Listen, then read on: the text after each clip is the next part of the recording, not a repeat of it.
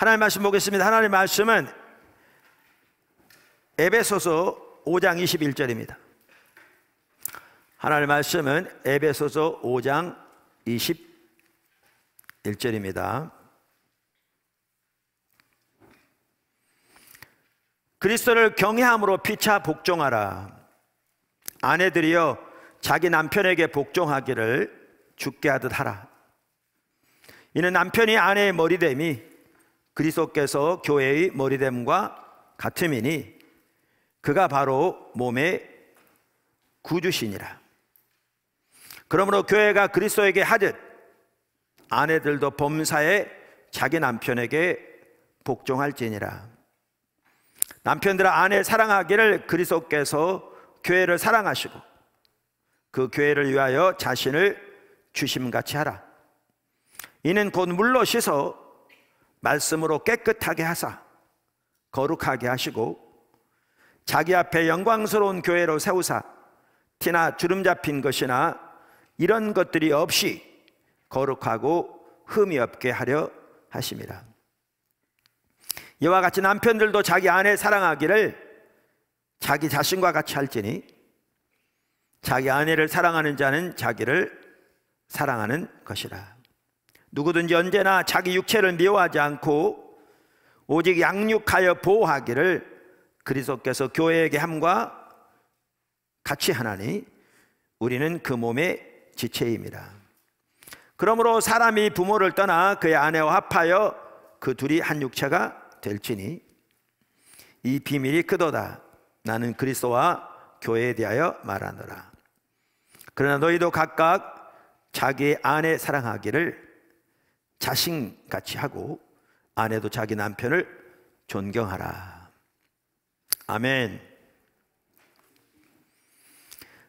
우리가 주일 낮 시간을 통해서 이 관계중심전도 책을 통해서 관계중심전도가 우리의 그 일생에 걸치는 삶이 되기를 배워가고 있습니다.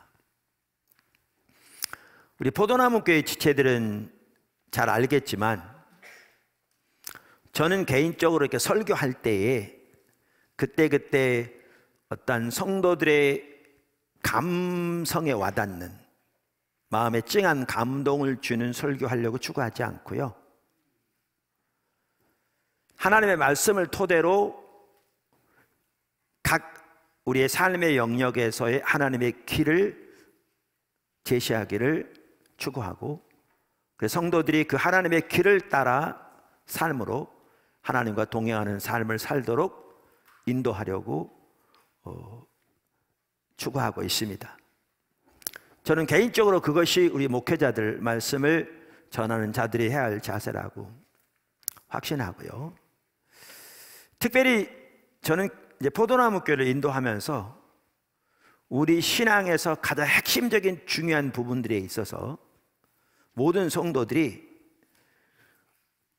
어떤 그 부분을 다루고 있는 책이라면 그 책의 그 내용 하나하나까지 다 외울 정도로 하나님의 말씀을 토대로 한 하나님의 길을 철저히 지적으로 배우고 그 삶을 살아가기를 추구하는 가운데 실제로 그 삶 안에서 자라나기를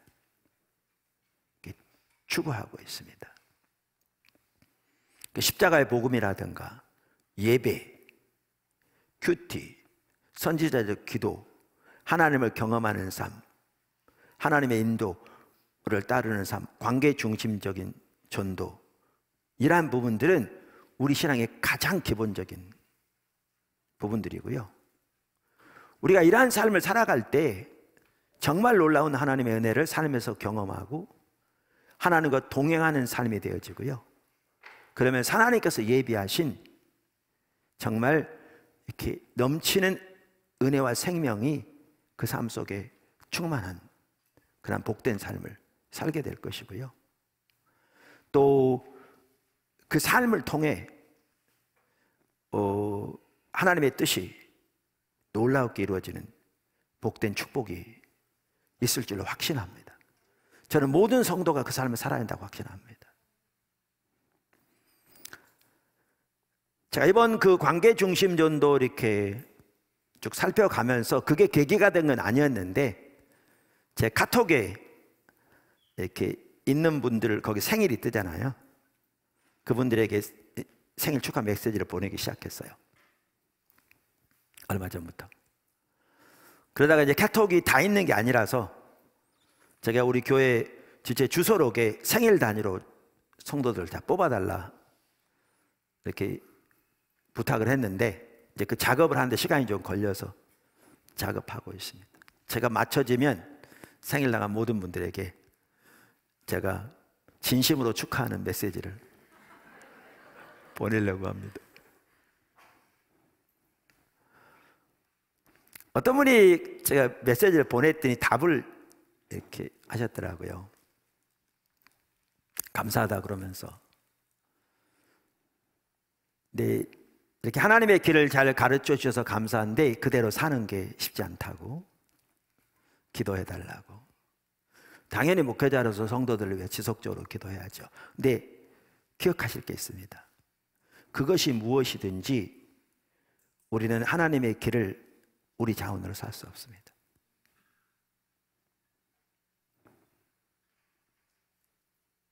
우리 능력으로 살 수 없습니다. 구원받는 것부터 하나님의 은혜로만 가능하고요, 성령의 능력으로만 가능합니다. 그래서 하나님 나라의 기본적인 자세를 다루는 산상수훈에서 제일 우리가 흔히 말하는 팔복으로 시작하는데, 그게 이렇게 하면 이복받고 저렇게 하면 저복받고 그게 아니고요, 하나님 나라의 백성이 가져야 할 가장 기본적인 자세를 다루고 있는 거거든요. 그리고 그들에게 주어질 하나님의 축복을 다루고 있거든요. 근데 처음에 뭘로 시작하냐 하면 심령이 가난한, 애통한, 자기 속에는 자기가 의지하고 하나님 앞에 나갈 어떠한 선한 것도 없음을 선명하게 인식하기에 겸손히 주 앞에 서는 게, 그게 심령이 가난한 거고요. 그러기에 주의 도움이 필요해서 애통함으로 주님을 바라며 사모하는 게 애통한 자세입니다. 이 자세 없이 우리는 사실 순간도 하나님의 은혜 가운데 설 수 없습니다. 왜냐하면 이 자세 없으면 우리는 우리의 자원으로, 우리의 지혜로, 우리의 능력으로, 우리의 경험으로, 우리의 세상적인 지위를 가지고 살려고 할 텐데, 이게 교만이고, 이게 율법주의고, 이게 복음의 원수되는 삶이고, 이게 육신의 열매에서 나온 거거든요.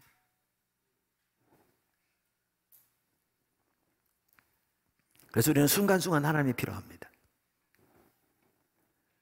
우리의 모든 삶을 위해서. 그래서 우리는 순간순간 하나님의 임재가 필요한 겁니다. 그래서 하나님의 사람들은, 성경에 나온 사람들이건 교회 역사에 나오는 하나님의 사람들이건 하나님의 임재를 그토록 사모하고 열망했습니다. 할렐루야.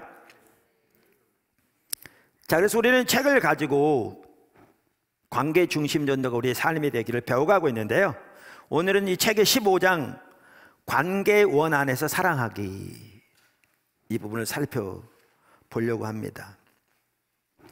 사랑은 필요를 채우는 것이다. 필요를 채워주는 것이다. 지금 그 부분의 세 번째 주오늘 살펴보죠. 첫 번째 주에서는 성경 전반적인 가르침을 살펴보았고, 지난주에는 필요를 채움으로 하나님의 사랑을 나타내 보이자 라는 부분을 살펴보았습니다. 오늘은 그렇게 하나님의 사랑을 나타내 보이되 가장 가까운 가족에서부터 하나님을 사랑하자 라는 것입니다. 사실 가정의 달에 한편으로는 정말 중요한 메시지라고 확신합니다. 우리는 관계의 동심원, 우리가 1부터 7까지 이미 여러 번 살펴봤는데, 2가 직계 가족인 거죠. 7은 전혀 모르는 사람인데 하나님이 만나게 하신 그 사람 X라는 사람. 근데 이 관계의 동심원 안에 있는, 하나님께서 우리의 관계의 동심원 안에 두신 사람들을 필요를 체험으로 사랑해야 되는데 무엇보다 가장 가까운 가족부터 해야 한다.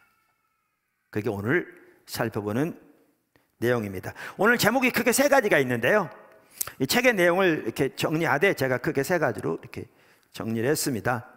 여러분들 그 제목을 지난 시간들에도 그랬지만 머리에 염두에 두고 계시면 하나님께서 이 시간을 통해서 우리에게 주시기를 원하시는 그 메시지를 분명히 더 이해하는 데 도움이 될 거라고 생각합니다. 첫째는 가족 사랑하기고요, 둘째는 모두 사랑하기, 즉 사랑하기 힘든 사람 사랑하기, 세 번째는 교회에서 연습하기입니다. 가족 사랑하기, 모두 사랑하기, 그 다음에 교회에서 연습하기. 자, 첫째, 가족 사랑하기. 그러니까 사랑은 상대방의 필요를 채우는 것이다. 반복적으로 나오는 말입니다. 정확하게 성경적인 가치관입니다. 성경 전체를 볼 때에 매우 중요한 내용이죠. 그러면서 이렇게 사랑하되 말씀드린 대로 가장 가까운 가족부터 사랑해야 한다. 그러면서 오스카 탐슨 박사는 이 책 256쪽에서 이렇게 이야기합니다. 이제 먼저 그분 같은 경우에 관계의 동심은 이 직계 가족에는 이제 자기 아내 캐롤라인과 딸 다마리스와 그 당시에 80세가 넘었는데 그 당시까지도 1년에 100통 이상의 편지를 사람들을 위로하기 위해서 보내고 계셨던 어머니, 이분들이 이제 그 관계의 동심원 한 투에 있는 가족들인 겁니다. 쭉 이렇게 나열하고 난 다음에 이렇게 얘기합니다. 이 세 사람이 내 직계가족 동심원 2다. 하지만 당신의 동심원 2에는 믿지 않는 사람이 하나도 없지 않습니까? 라고 물을 수도 있다. 맞는 말이다. 하지만 동심원 2에 있는 이들을 사랑하지 않고는 동심원 7, 아까도 말한 대로 전혀 몰랐는데 주님의 만나게 하신 X라는 사람, 동심원 7에 있는 사람들을 결코 사랑할 수 없다. 주님은 우리에게 구원받은 자와 잃어버린 자, 아직 구원받지 못한 자를 모두 사랑하는 삶의 방식을 명하셨다. 나의 동심원 2는 다른 이들의 필요를 채워줌으로써 그들을 사랑하는 훈련을 하는 곳이다. 가족부터 훈련돼야 된다는 거죠.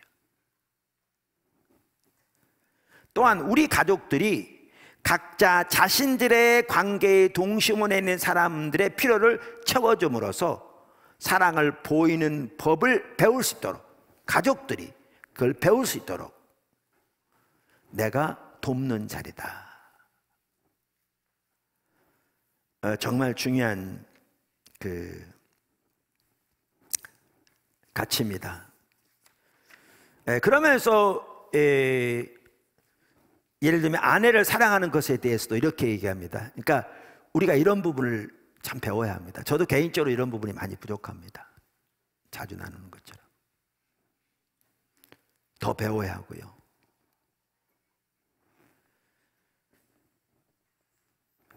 제가 언젠가 나눴었는데, 제가 80년 1월에 미국으로 공부하러 갔거든요.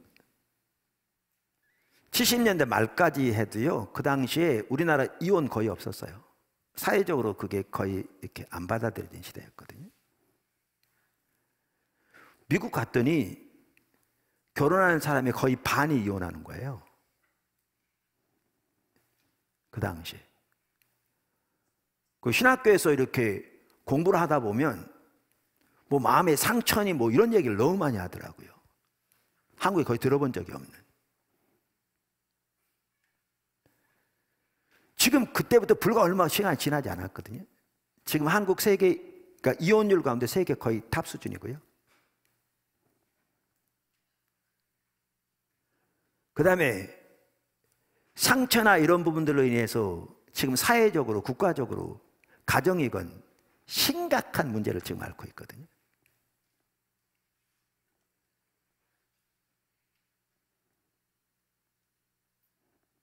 그 당시에는 먹고 사는 게 급해서 이런 걸 신경조차 못 썼는데 오늘날 그 열매들이 고스란히 나타나고 있는 거죠. 사회 전반적으로. 사실 그래서 이러한 부분들을 우리가 잘 배워가야 합니다. 특별히 우리 믿는 사람들이 잘 배워가야 합니다. 우리 자신을 위해서, 우리 가정을 위해서, 우리 나라를 위해서, 교회를 위해서. 할렐루야. 자, 그러면서 이렇게 얘기합니다. 가족의 필요를 채우기 위해 매일 내가 어떤 노력을 하는지 이야기해 보겠다. 먼저 나는 매일 자문한다. 날마다 자문한대요. 내 아내 캐롤라인을 위해 내게 맡겨진 책임이 무엇인가? 라고. 하나님은 나를 내 아내의 삶 가운데 두셨고 나는 아내와 나와의 관계에 대한 하나님의 조건을 받아들였다. 말씀드린 대로 저 자신도 이런 부분을 읽으면 코가 쑥 빠져요. 주님의 은혜가 절실하게 필요해요.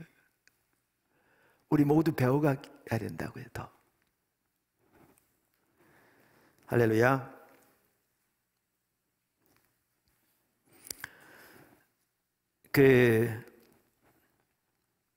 오스카 탐슨 박사의 경우는 아까도 말씀드린 대로 관계동심은 이 가족의 그 3명이 포함되어 있었습니다. 그렇게 서구적으로 따지면 저 같은 경우에는 제 아내와 20년 이상 동안 우리 집에 같이 살고 계시는 저희 어머님이 여기에 속합니다. 근데 우리는 한국식으로 하자고 그랬잖아요. 그게 더 이렇게 훨씬 우리에게 와닿았습니다. 그래서 저 같은 경우 관계 동심은 이에는 누가 포함되느냐면 제 아내와 저희 어머니와 비록 분가해서 결혼해서 분가에 나가 있지만 제 세 아들 명은 명준 명재, 세 며느리 신혜 예슬이 지수, 그 다음에 그들로부터 태어난 이제 아직 결혼하지 않은 손주 6, 진서수와 라엘 나온 하늘 이한이가 거기에 포함됩니다.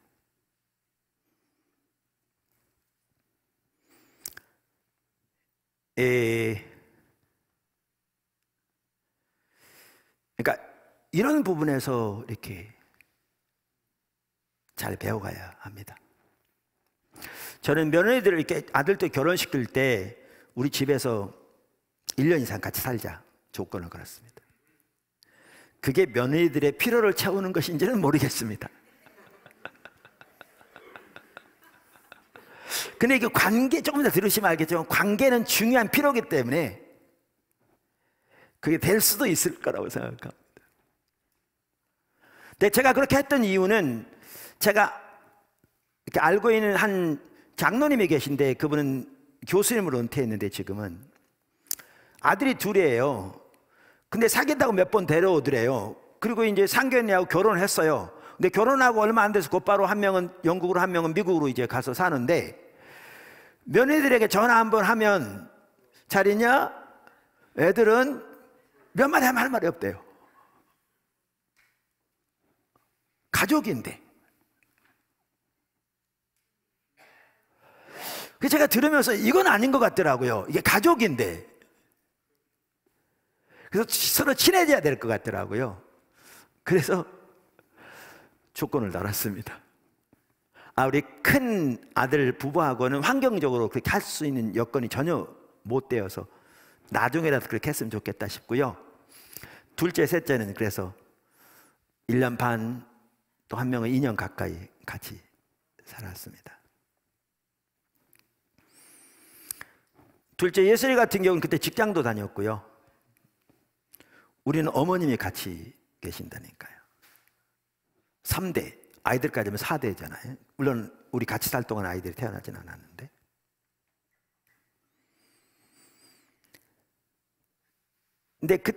근데 그 살면서도 이게 참 중요한 게 그거 같아요. 그러니까 저는 너무 좋았어요.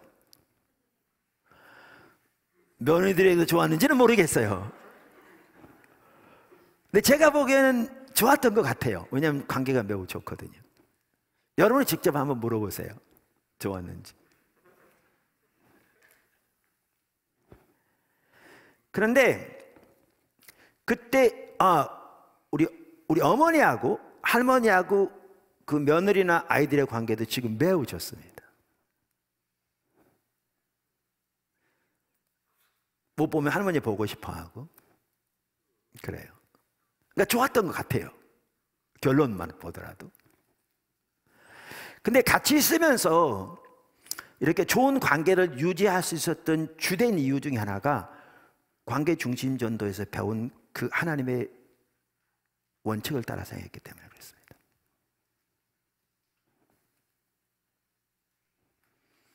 예슬이가 집에 들어왔을 때 초기에 제 아내가 앉혀놓고 그러더라고요.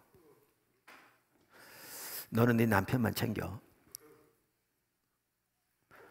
아빠하고 할머니는 내 몫이야. 물론 같이 있으면서 며느리가 많이 섬겨주기도 했습니다.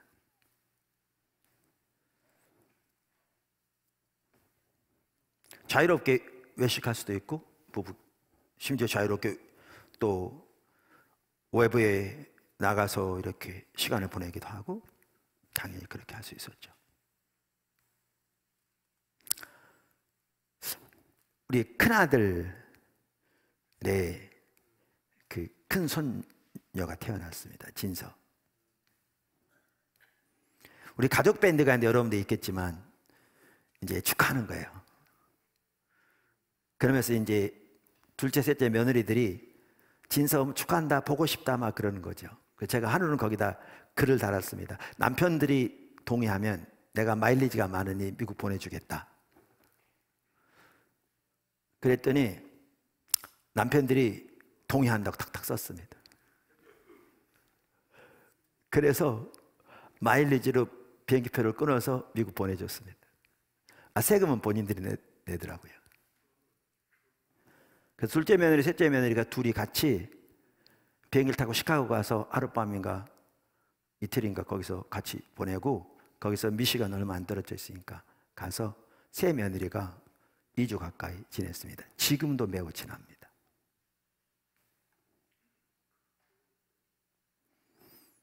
자녀들 결혼시키거들랑 여러분이 돈 내서 며느리들끼리만 여행도 좀 보내보십시오.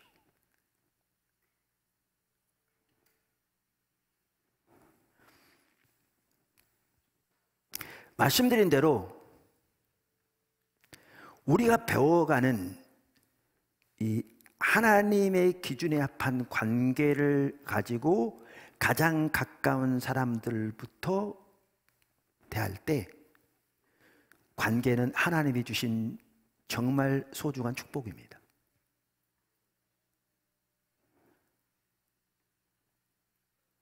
근데 이 관계가 올바로 안 되면 관계가 축복이 아니라 저주가 되는 거죠.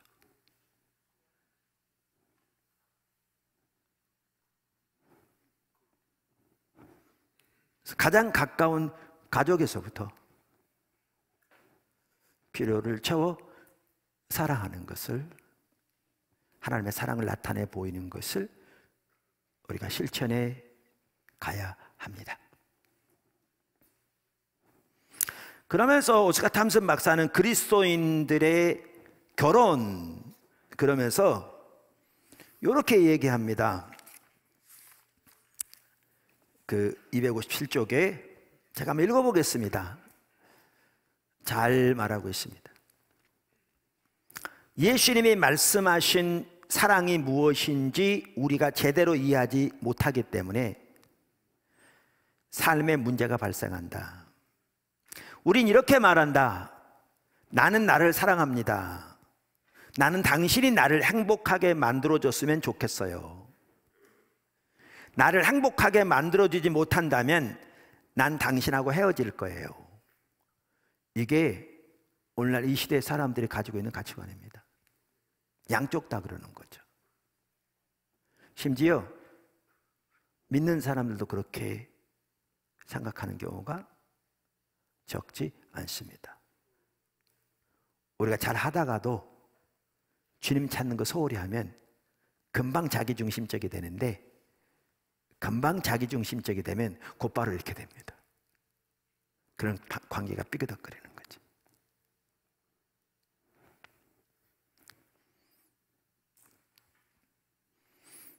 이는 그리스도인의 결혼이 아니다. 그리스도인의 결혼이란 내가 나 자신을 먼저 예수 그리스도께 내어 맡기고 그리스도의 측량할 수 없는 사랑으로 그분이 제시하시는 조건에 따라 아내에게 나를 내어주는 것이다. 혹은 남편에게 나를 내어주는 것이다. 상대에 따라서. 그렇게 할 때 아내를 대하는 나의 태도는 그리스도가 교회를 대하시는 태도와 같아진다. 그리스도는 교회를 사랑하셨고 교회를 위해 자신의 생명을 쏟으셨다. 아직 미혼이라면 기대의 수준을 절대 이 밑으로 낮추지 말라. 100% 진심이다. 이것이 내 사랑스럽고 아름답고 놀랍고 신비한 아내와 나와의 관계다. 이렇게 얘기합니다. 가정이 이렇게 돼야 행복합니다.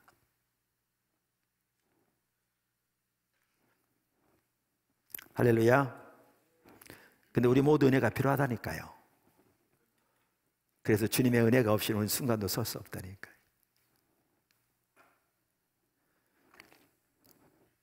이따도 나오지만요, 오스카 탐슨 박사님이 이 부분에 잘했어요. 왜냐하면 이 부분에 하나님 특별한 은혜가 있었어요. 이분을 위해 다른 사람을 위해서. 근데 이분이 모든 걸 잘한 건 아니었어요. 그래서 우리는 이 부분에서 이분에게 배우기 원해요.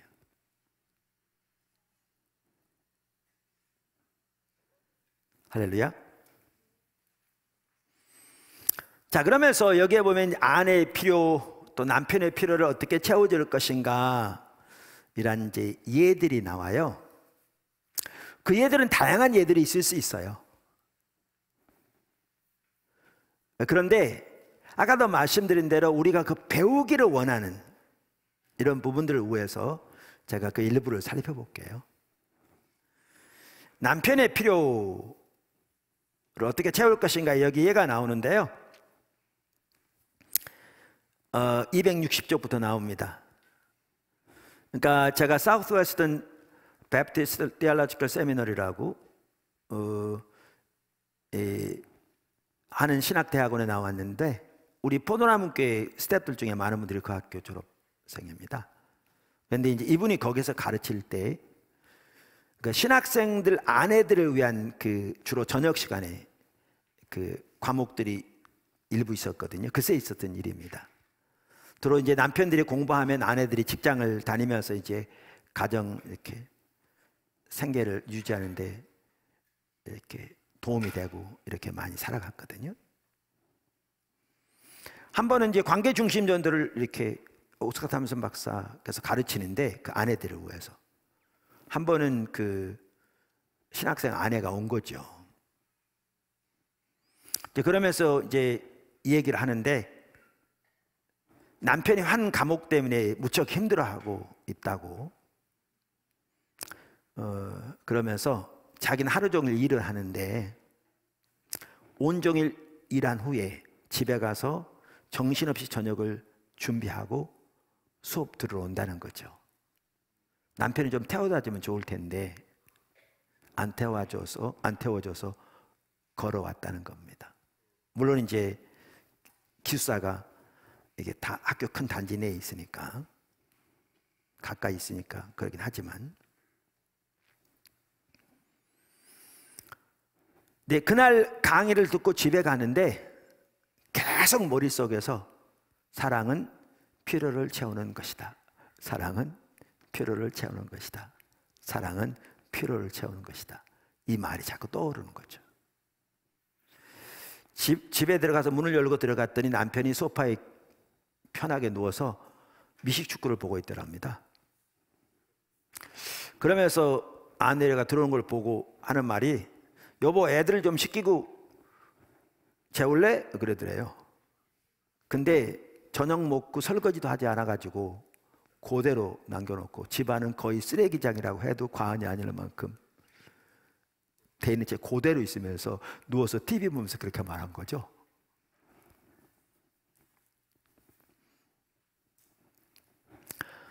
그래서 한숨을 크게 들이쉬었답니다.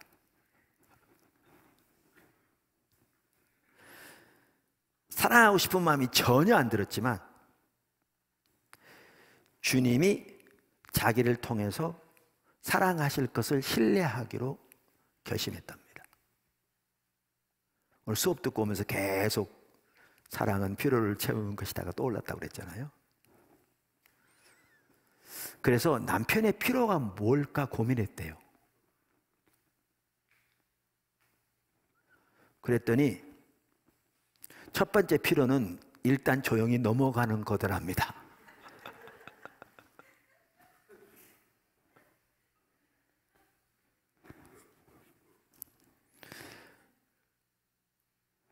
그래서 남편에게 그렇게 얘기했답니다.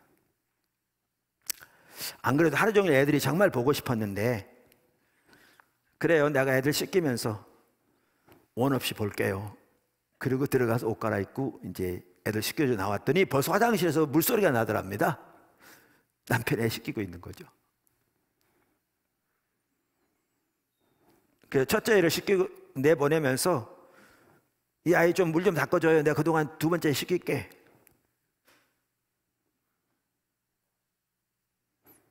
그런 일이 있었답니다. 그러면서 이제 나중에 탐슨 박사에게 얘기한 거죠. 하나님이 제 마음에 역사하셔서 제 마음이 남편을 향해 움직일 수 있도록 하셨어요. 요즘 남편과 저는 서로 신경이 곤두서 있었어요. 하지만 그런 모든 긴장감이 일순간에 사라져 버린 것 같았어요. 필요를 채우는 통로가 되는 것이 하나님이 제게 주신 책임이라는 사실을 비로소 깨닫게 되었어요. 제가요, 우리 여자 성도들에게 남편에게 잘하라고 얘기한 거 아닙니다. 남자로서 하는 게 아니고요. 또 남편들이 아내를 어떻게 섬길 것인가, 또 예들도 있고 아까 나눴죠. 제가 나눈 것은 사랑을 나타내 보인다는 것이 우리의 삶에서 이제 어떤 부분인가를 한 예를 드는 것이고요. 그런 부분에서 우리가 더 배울 수 있기를 바라는 겁니다. 가장 가까운 가족을 사랑하는 부분에서부터. 그러면서 이렇게 말합니다. 매우 중요한 말입니다. 잘 들으십시오. 이분도 매우 강조하고 있습니다. 경고의 말 한마디. 지금 관계에 있어서 정말 중요한 한 가지를 나누고자 한다. 남편들이여 아내들이여 이 경고를 진지하게 받아들이라.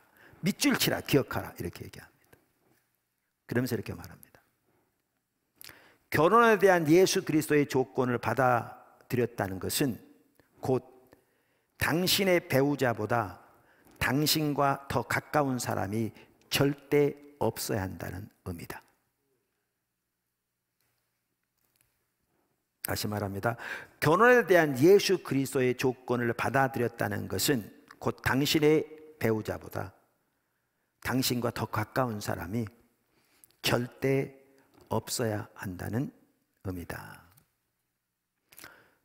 남편 혹은 아내보다 더 다른 사람에게 여러분의 깊은 고민을 털어놓고 마음 속에 있는 얘기를 나누고 자문을 구하고 그럴 사람이 있다면 그 사람이 부모든지 친한 친구든지 누구이든지 여러분의 결혼에 문제 있는 겁니다.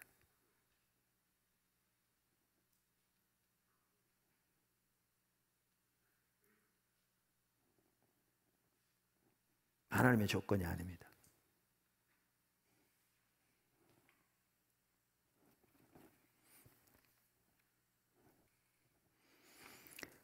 자, 그러면서 자녀들의 피로 채우기에 대해서도 말합니다. 그렇다면 자녀와의 관계에서는 어떤가? 자녀들의 필요는 무엇인가? 이건 앞에서도 나왔었는데 하나님은 우리를 가정이라는 학교에 보내셨다. 배우는 과목은 관계다. 정말 중요한 말이거든요. 가정에서도 이 부분이 배워져야 합니다. 부모는 자녀의 필요를 채워줘야 한다. 아기는 자신의 필요를 스스로 채울 수 없다. 부모가 채워줘야만 한다.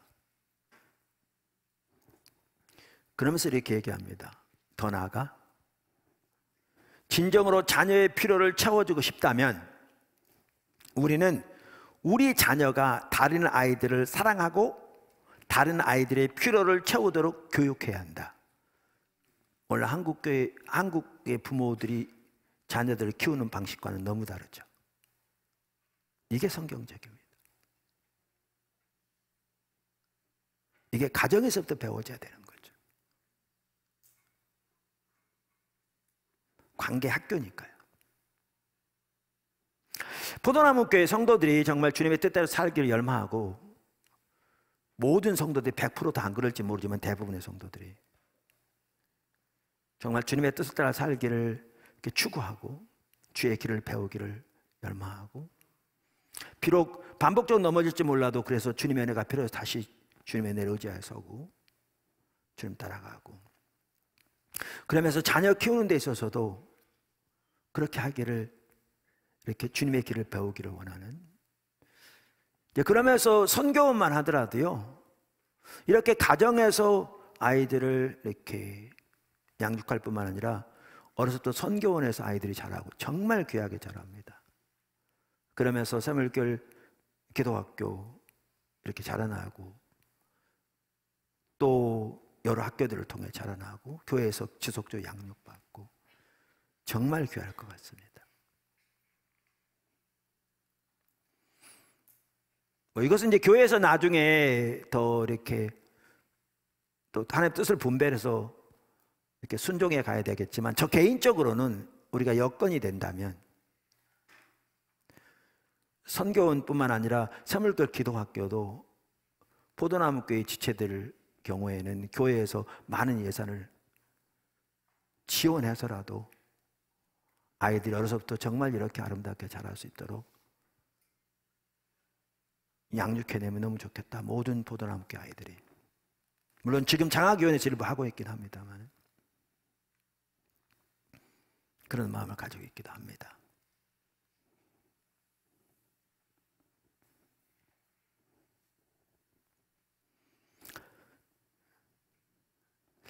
그러면서 여기 보면 이제 이런 부분들이 참 중요해요. 배울 부분이 많아요. 그러니까 당연히 자녀들을 위해 기도해야죠. 자녀들의 필요를 채워주려면. 하나가 뭐냐 하면 필요가 무엇인지 알려주시길 위해 기도한다고요. 그런데 이제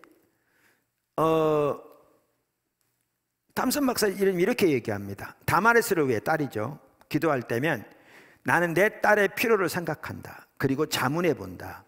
다마리스에게, 그러면서 이런 부분까지 기도하는 거예요. 다마리스에게 영향을 끼치는 사람들은 누구일까? 다마리스는 분명 선생님들의 영향을 받는다. 그러면 그 선생님들의 이름을 다마리스의 설문 양식에 모두 적고 그들을 위해 기도한다. 자녀의 삶의 권위를 가진 사람들을 위해 기도하라. 당신의 자녀들이 분명 그들의 영향을 받을 테니 말이다.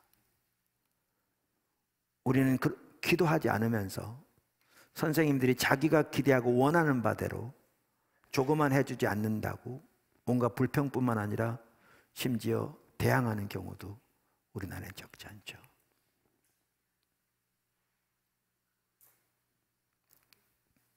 그렇게 아이들을 키우다 보니까, 우리 학교를 하다 보니까 이렇게 가끔 전해 듣는데, 초등학교 선생님만 돼도요, 수업 시간에 학교 들어가려면 여자 선생님 같은 경우에 심장이 떨린대요. 두려워서. 그 거친 아이들 가운데서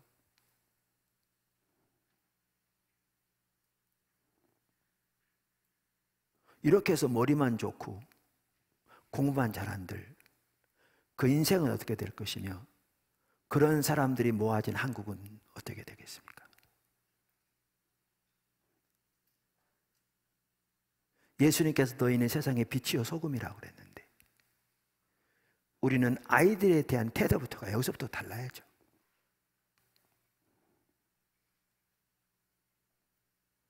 그래서 우리는 자녀들을 위해 기도할 뿐만 아니라 관련된 사람들까지도 위해서 기도하는 이러한 지혜, 너무나 중요한 것입니다. 여러분 모두는 그렇게 하시기를 주님의 축원합니다. 그러면서 특별히 귀를 기울이라고 말합니다. 자녀들에게. 특별히 청소년, 그러니까 10대들에게 이게 더 중요한 것 같습니다. 물론 그 어린아이도 그렇지만, 그 더 어린아이도 그렇지만.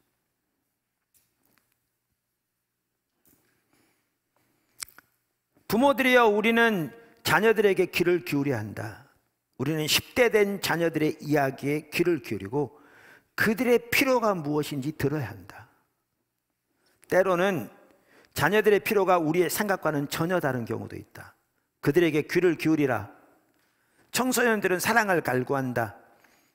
그들은 부모가 자신들이 어떤 과정을 통과하고 있는지 알고 자신들의 진정한 필요가 무엇인지 알기를 갈구하고 있다.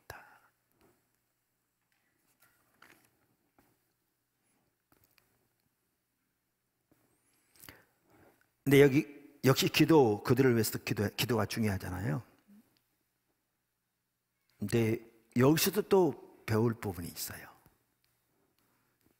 그분 계속 이렇게 얘기합니다. 우리는 하나님이 우리에게 주신 자녀들을 위해 기도해야 한다. 성령님이 이들에게 말씀하시고 이들을 깨닫게 해주도록 기도해야 한다. 이건 보편적으로 아는 바죠. 자녀를 위해 기도하되 하나님께서 은혜 부어주셔서 성령을 통해 깨닫게 해주심으로 하나님의 은혜를 깨닫고 하나님의 길을 깨닫고 그 길로 순종할 수 있도록 기도해야 되는 거죠. 아멘. 근데 이어서 이렇게 말합니다. 그러니까 이런 부분을 우리가 배워야 한다고요. 하지만 무엇보다 우리 자녀들에게 필요한 부모로 만들어 주시기를 기도해야 한다.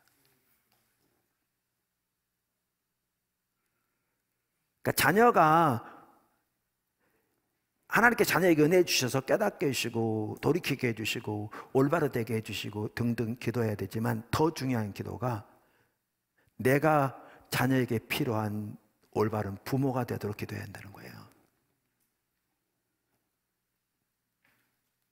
여기 청년들이 있다면 많이 있는데 앞으로 결혼해서 그렇게 할 뿐만 아니라 지금 시점에도 바꿔서 말하면 똑같습니다. 우리 적용하면 부모에게 자기를 알아주도록 기도하고 깨닫게 해서 나에 대한 태도가 돌이켜지도록 기도하는 것도 중요하지만 내가 부모에게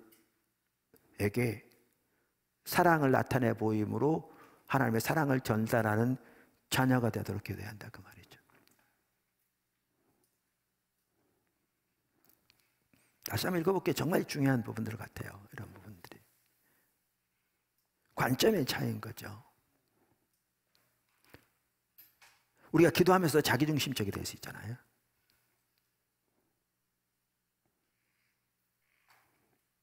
그러니까 얼마든지 상대방을 위해 기도하면서도 자기중심적이 될 수 있거든요. 상대방의 은혜를 부어주셔서 자기에게 잘해주도록, 은혜 부어주셔서 자기가 원하는 바대로 상대방이 되도록, 부부 사이에서도 이건 올바른 기도가 아닌 거죠. 그건 타락한 기도죠.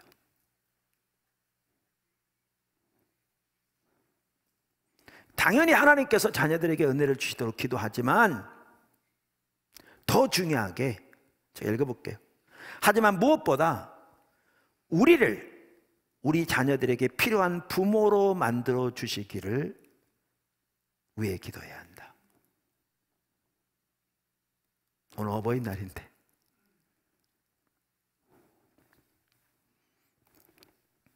우리가 자녀들에게 귀 기울이고 그들의 말을 듣고 그들의 필요를 채워줄 수 있도록 기도해야 한다.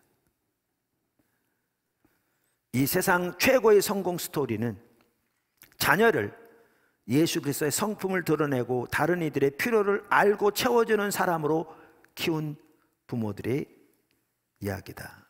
이런 게 바로 성공이다. 그러면서 한 예가 나와요. 이제 그 신학생의 예인데 한 번 와서 이렇게 수업 시간에 기도를 부탁하더래요. 13살 난 청소년이 있는데 반항하고 거역하는 거죠. 아직 예수를 안 믿는.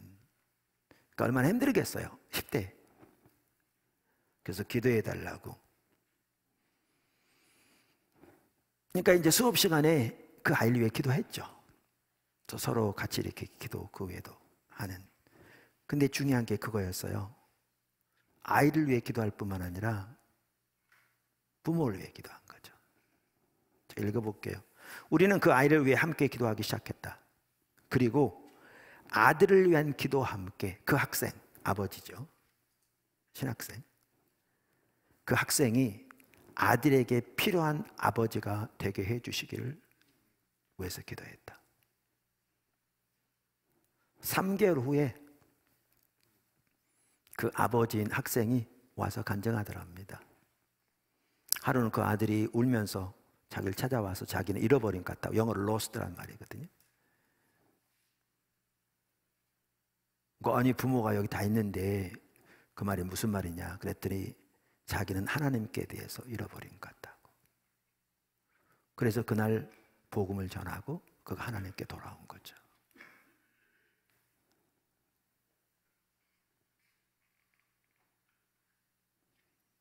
이건 다른 얘기인데 그분도 여기 지금 듣고 있을 텐데 여러분 누군지 모르니까 상관없잖아요. 한번 한 청년이 포도나무교회 스스로 찾아와서 등록한 거예요. 그래서 사가족 담당한 분들이 어떻게 오게 됐냐고 물은 거예요. 그 어머님이 교회에서 사역자로 섬겼던 분인데 교회에서는 사역자로 섬기되 가정에서는 자녀들을 올바로 사랑하지 못하는, 물론 그게 자녀의 보기에 그랬을 수도 있는데 그래서 오히려 반발해서 교회를 떠난 거예요. 근데 그분이 이제 사역을 내려놓고 포도나무교회 오게 된 거잖아요. 그러면서 율법주의, 기복신앙, 연본주의 찌들어진 자신의 모습을 보고 하나님을 찾기 시작하고, 그러니까 이제 삶이 바뀌죠. 그러면 자녀에 대한 태도도 바뀌죠. 그러니까 자녀가 자기 어머니를 변화시킨 교회가 어떤 교회인지 알기 위해서 왔다 그러면서 찾아와서 등록했어요.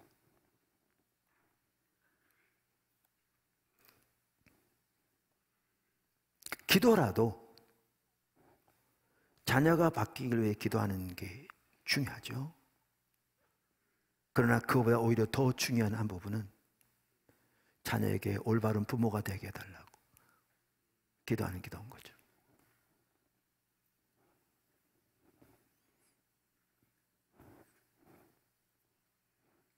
남편이 바뀌기를 위해 기도하는 것도 좋은데 남편의 필요를 채우는, 그래서 하나님의 사랑을 전달하는 아내가 되게 해달라고 기도하고, 아내가 바뀌기를 위해 기도하는 것도 좋은데 그보다는 더 아내의 필요를 채워서 하나님의 사랑을 전달하는 남편이 되게 해달라고, 그래서 그 필요를 알게 해달라고, 그런 기도가 중요한 기도인 거죠.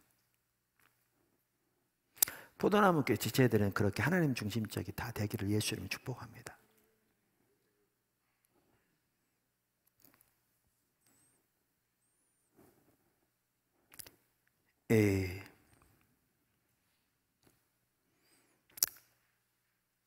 큰 두 번째, 이제 가족 사랑하기를 살펴봤고요. 큰 두 번째, 우리 모두가 사랑해야 한다라는 겁니다. 혹은 모두를 사랑해야 한다. 그러니까 모두 사랑하기. 이 두 가지입니다. 모두 사랑하기란 말은 우리 모두가 사랑해야 한다는 말이고 우리가 모두를 사랑해야 한다는 말이기도 하고, 모두 사랑하기. 아멘. 그래서 거기에는 사랑하기 힘든 사람도 사랑하기가 포함됩니다.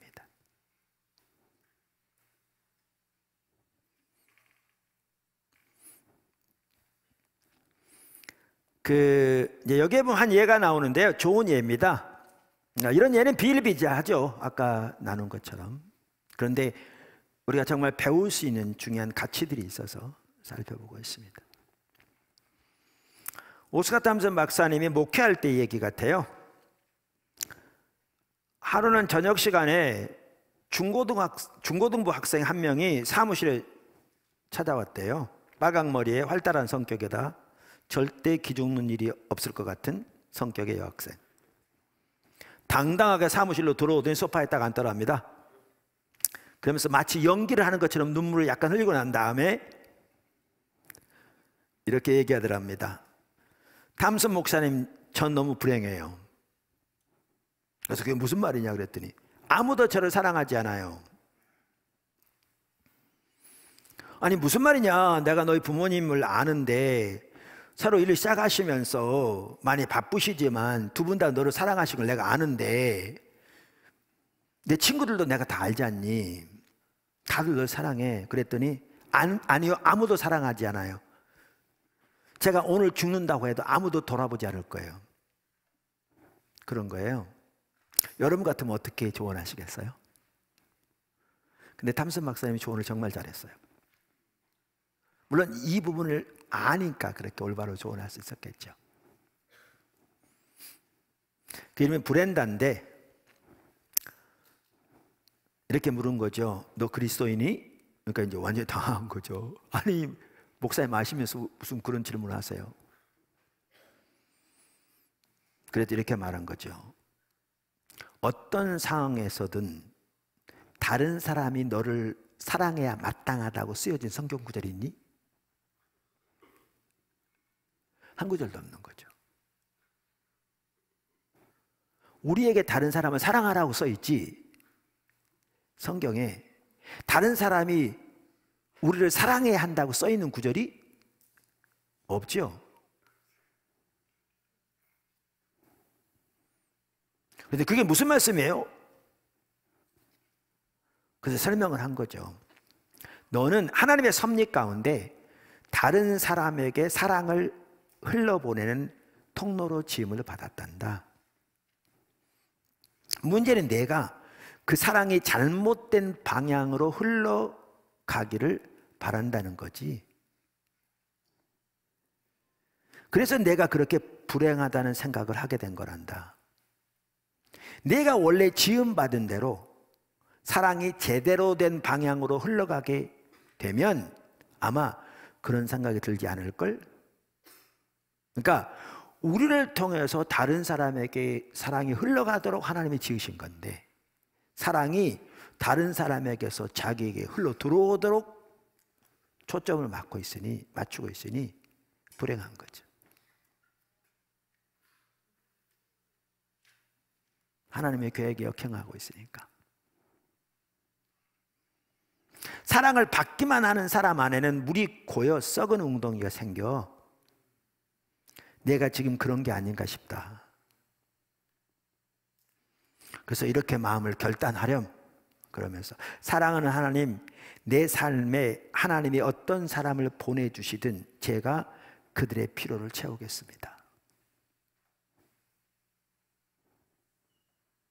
그러면서 숙제를 주는데 만나는 사람의 누군가의 필요를 채워줘라. 그 전에 주님께서 너를 쓰실 수 있도록 주님께 내어드리고 주님과의 단둘이 시간을 가져라.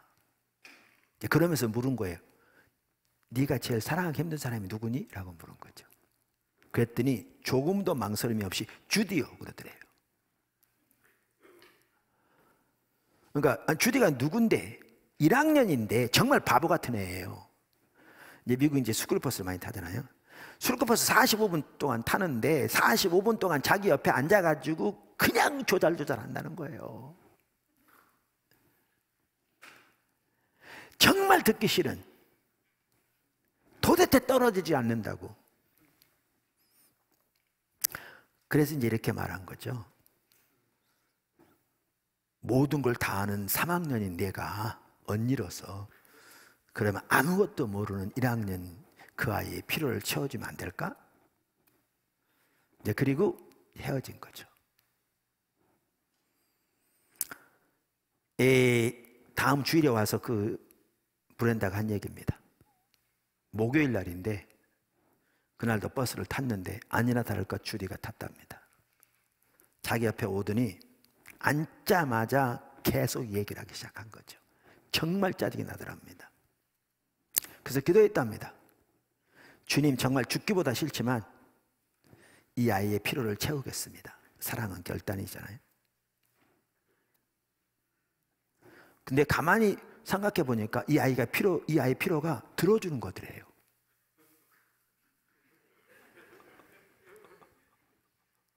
그래서 처음으로 고개를 돌려 얼굴을 똑바로 쳐다봤대요.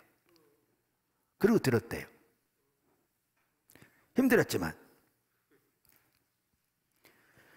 그랬더니 얼굴을 이렇게 똑바로 쳐다보니까 이전에 전혀 볼 수 없었던 작은 얼굴이 눈에 들어오더래요.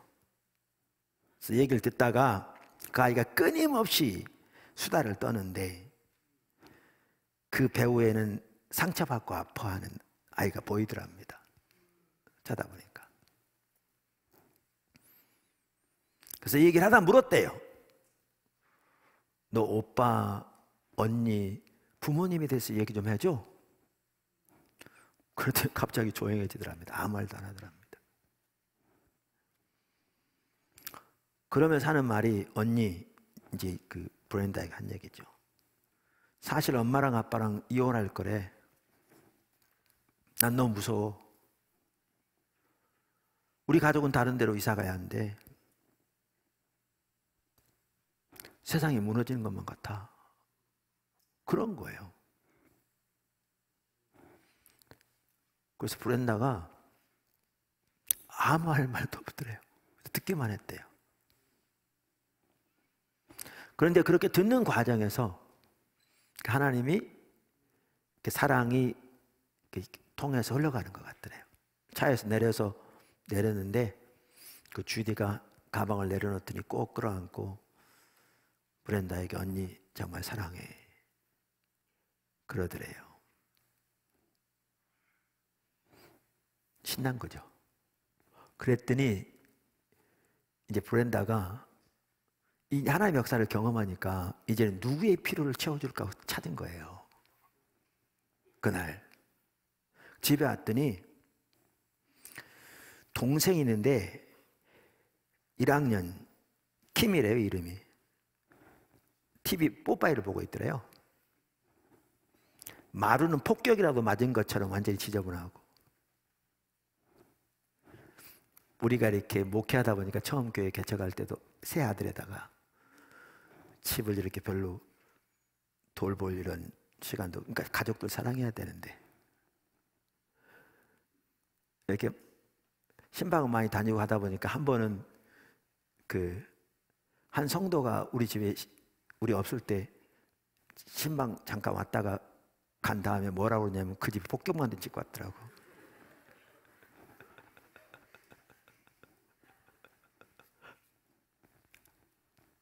지금도 그렇게 보면 성도가 할 말은 아니네. 하여튼 집이 폭격맞은 것 같았대요.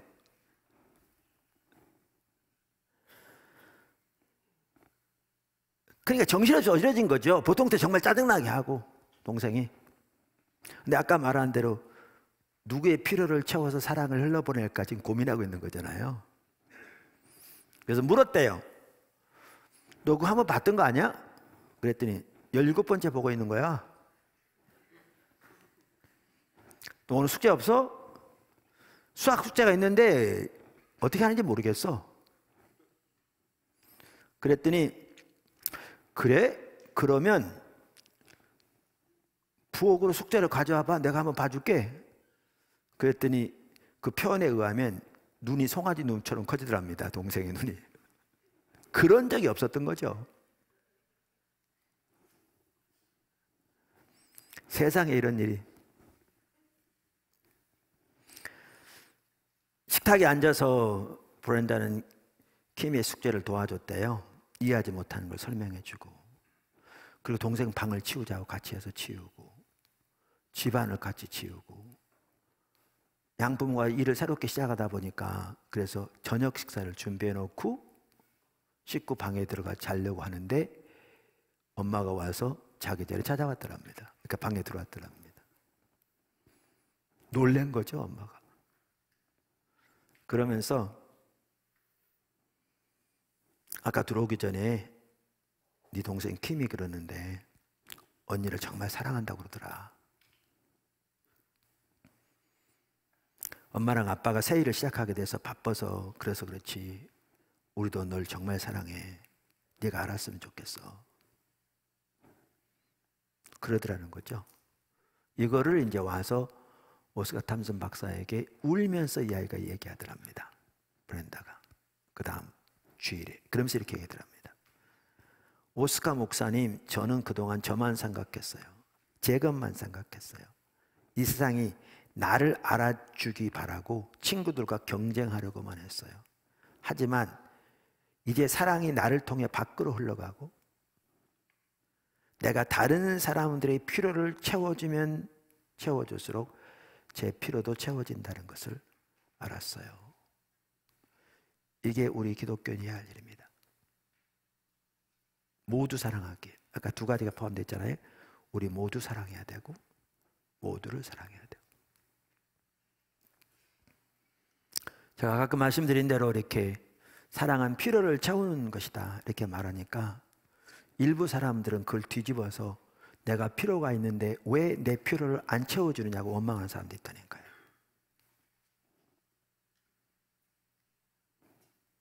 그러면 때로는 교회가 너무 사랑이 없다고 그러고 안 맞는 얘기죠. 자기중심적인 잘못된 사고죠. 성경 어디에도 네 필요를 채워주길 요구하라고 그렇게 말한 구절이 없고 네 필요를 채워주기를 기대하라고 말한 구절도 없습니다.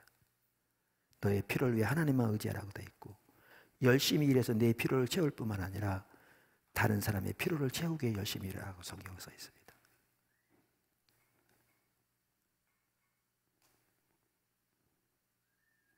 모두가 사랑해야 되고요. 모두를 사랑해야 합니다.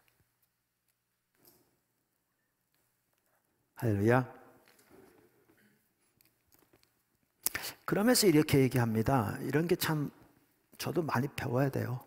오늘 그 말 여러 번 했는데 오늘만 해도.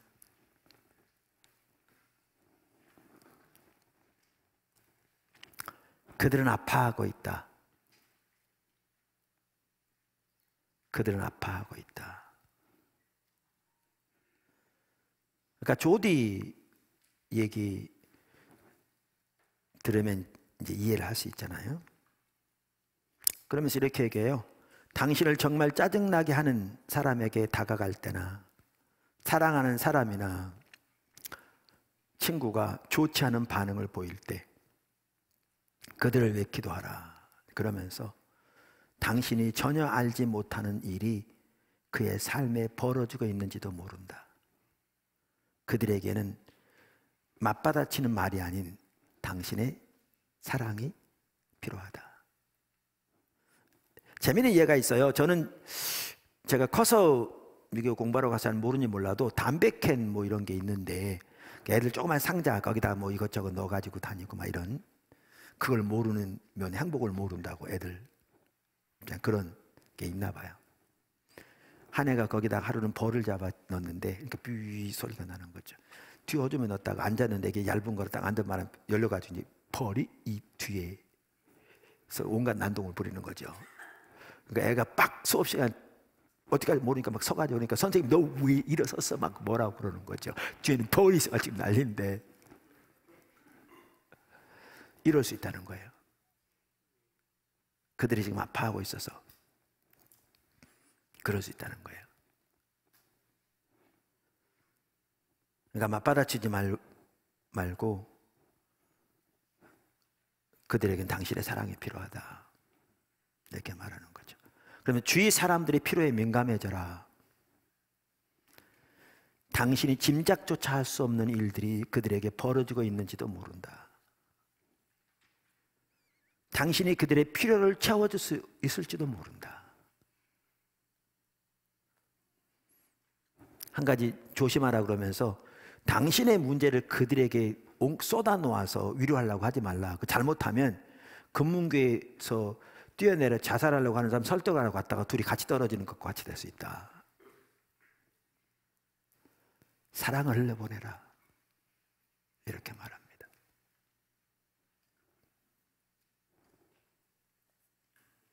할렐루야. 마지막 세 번째, 교회에서 연습하기. 참 이런 부분도 중요합니다. 그러니까 앞에서도 나왔었는데요. 이 내용은 그렇습니다. 잘못하면 교회가 고착화된 교회가 될 수 있다는 거예요. 무슨 말이냐면 필요가 있는 사람들끼리 한데 모여서 서로 자신들의 필요를 채워주면서 은밀한 만족과 위로를 느낀다는 거죠. 문제는 외부로 나가야 되는데 외부로 나가지 않고 자기들만 서로 즐겁고 자기들만 위로를 받으면 이게 이제 고착화되는 거죠. 그럼 똘똘 뭉쳐 있어서 외부 사람들이 들어오지를 못하는, 외부 사람 들어오면 안정감이 깨진다고 이해하고 불안함을 느끼는, 위협감을 느끼는, 그것을 우리가 앞에서 나왔습니다마는 이게 폭탄이 폭발한 것처럼 영향력을 미쳐야 되는 좋은 의미에 불발탄처럼 내적으로 그냥 피 꺼져버리고 잔해만 남는, 그렇게 될 수 있다는 거죠.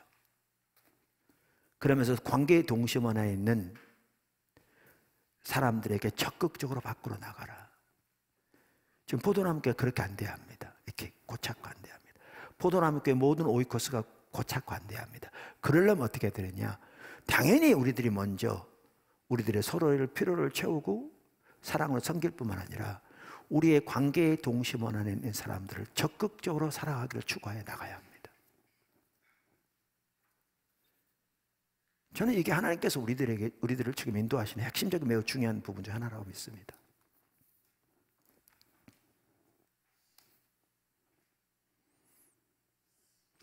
내파가 무엇인지 아는가? 내적 폭발이 일어난 후 그대로 사그라지는 것이다. 이게 불발탄인 거죠. 남는 것은 잔해뿐이다. 교회 안에서 그런 모습을 본 기억이 있는가? 처음에는 서로를 사랑하고 전혀 위협을 느끼지 않는다. 그러다 새로운 사람이 소위 안전한 우리들만의 세계에 들어오려고 하면 위협을 느낀다. 많은 교회들이 제자리 걸음을 하는 이유는 이처럼 받는 만큼만 돌려주는 폐쇄적 공동체가 되어버렸기 때문이다.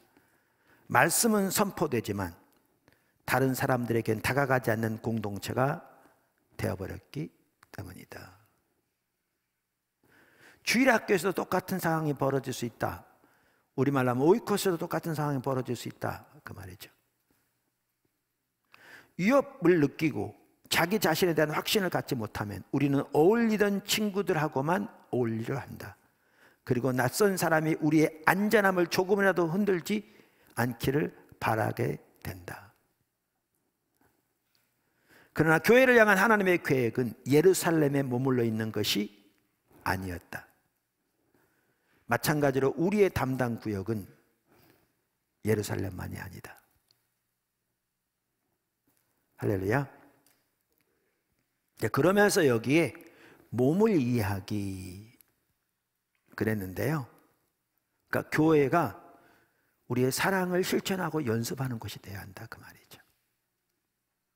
그러면서 두 가지를 말합니다. 하나는 하나님이 우리에게 주신 은사대로 하나님의 교회를 세우는데 적극적으로 동참해야 될 것을 말하고요.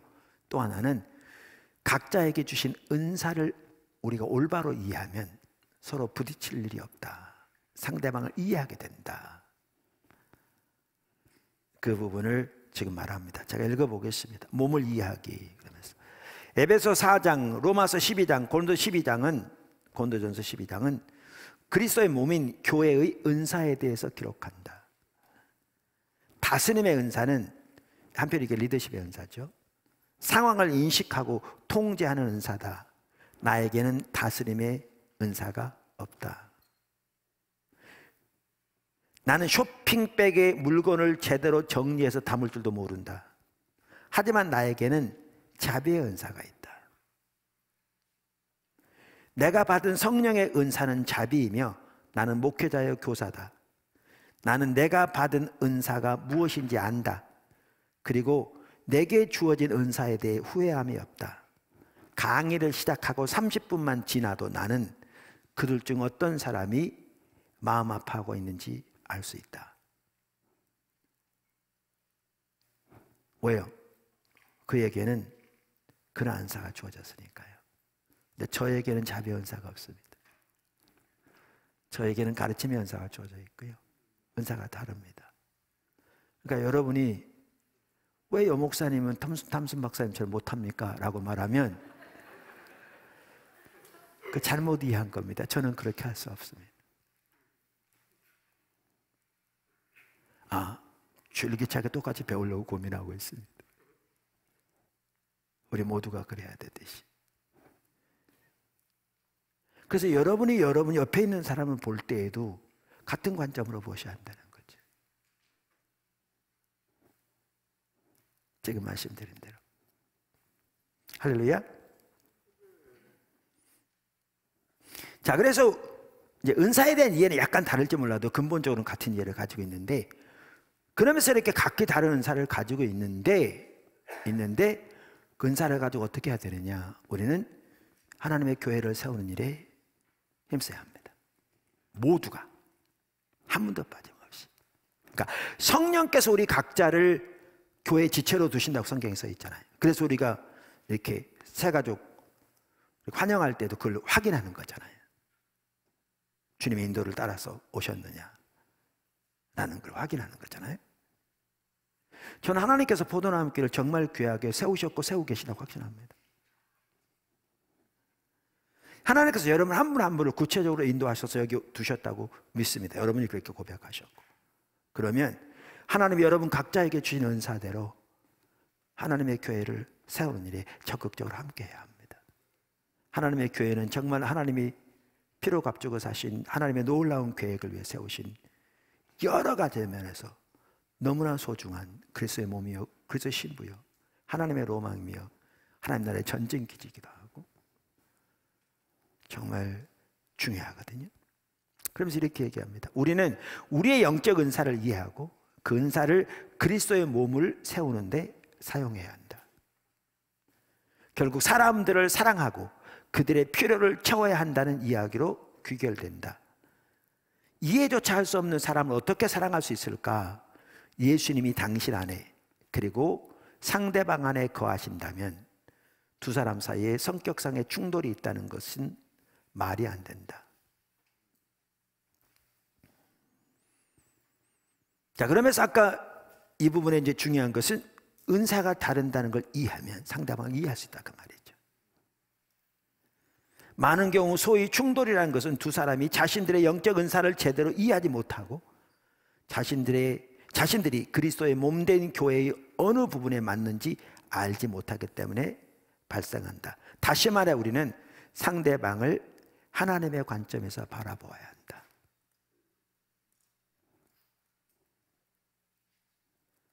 상대방이 몸 안에서 어떤 역할을 할 사람인지 이해하라. 이것을 이해하고 나면 상대방의 행동을 이해할 수 있게 된다. 당신에게 자비의 은사가 있고 상대방의 예언의 은사가 있다고 하자, 이처럼 다른 은사를 가진 사람들이 서로를 용납하기 위해서는 각자가 교회를 향한 하나님의 계획에서 어느 부분을 감당해야 하는지 이해해야 한다. 그래서 아주 중요한 말이 나옵니다.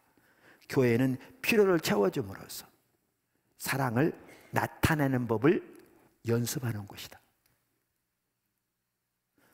저는 교회가요, 영적 리더십에서 자라나는데도 정말 좋은 장이라고 믿습니다.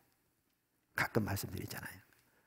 무슨 말이냐면 회사에서는 요즘 좀 환경이 달라지긴 했어도요, 윗사람이 아랫사람이 시키면요 해야 돼요. 왜냐하면 밥줄이 달려있거든요.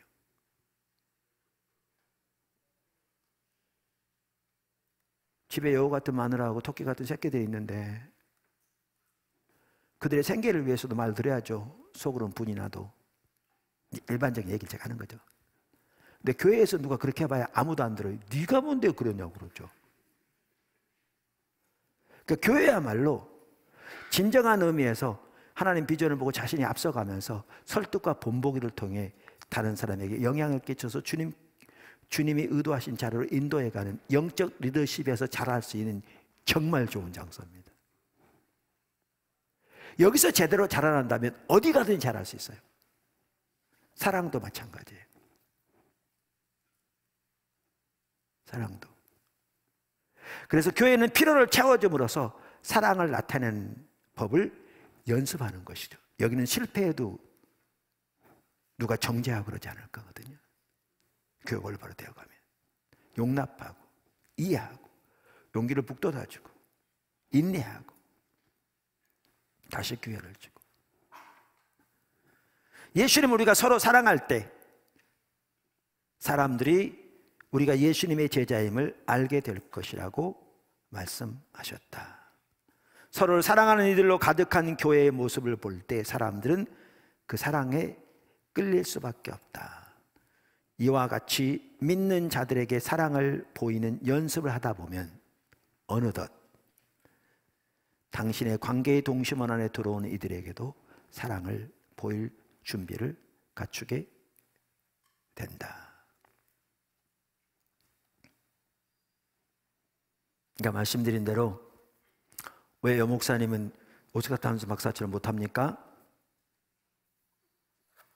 이해하기 쉽도록 하는 겁니다. 여러분 주변에 그렇게 말할 게 아니고, 그 상대방은 하나님께서 그분에게 주신 독특한 은사대로 그 부분을 통해서 주의 교회를 세우도록 인도하셨다면, 나에게는 저분에게 없는 다른 은사를 주셔서 그 부분을 감당해서 교회를 세우도록 인도하신 것을 인식한다면 사랑을 용납하면서 사랑을 나타내보여 교회가 세워질 뿐만 아니라 우리의 삶에서 그렇게 주님의 제자로 자라날 수 있도록 무장되어지고 훈련되어지고 성숙해 되어지는 교회가 된다, 그 말입니다. 포도나무 교회가 그렇게 되기를 간절히 소원하고요.